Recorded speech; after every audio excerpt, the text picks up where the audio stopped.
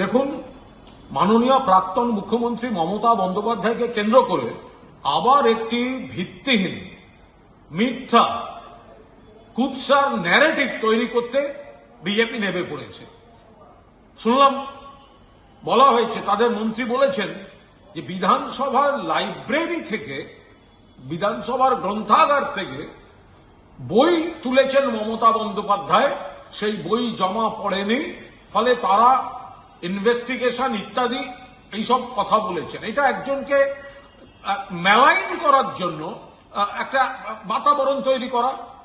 খুব স্পষ্টভাবে বলছি, মাননীয় প্রাক্তন মুখ্যমন্ত্রী মমতা বন্দ্যোপাধ্যায় বিধানসভা লাইব্রেরি থেকে কোনো বই তোলেননি।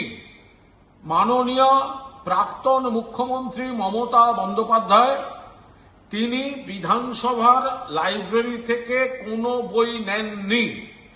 এবং এই যে কথাটি বলা হচ্ছে, নিয়েছেন, তদন্ত হবে।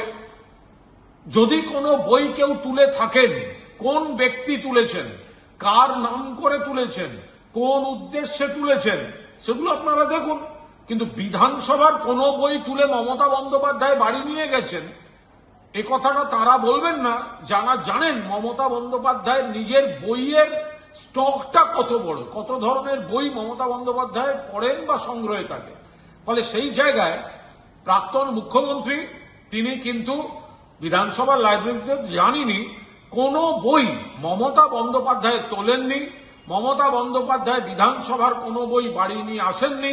যদি আজ তারা কোনো কথা তুলে থাকেন, কে তুলেছে, কার হয়ে তুলেছে, কি জন্য তুলেছে, তারা খতিয়ে দেখুন। শুধুমাত্র মমতা বন্দ্যোপাধ্যায় বা প্রাক্তন মুখ্যমন্ত্রীর সঙ্গে কমিউনিকেট না করে মেলাইন করার জন্য বই তুলেছেন, জমা দেননি, এই ধরনের কথাবার্তা বলে দেওয়া অত্যন্ত রুচি বিরুদ্ধ। আবার বলছি, মমতা বন্দ্যোপাধ্যায় বিধানসভা লাইব্রেরির কোনো বই তিনি তোলেননি, তুলে বাড়িতে নিয়ে যাননি।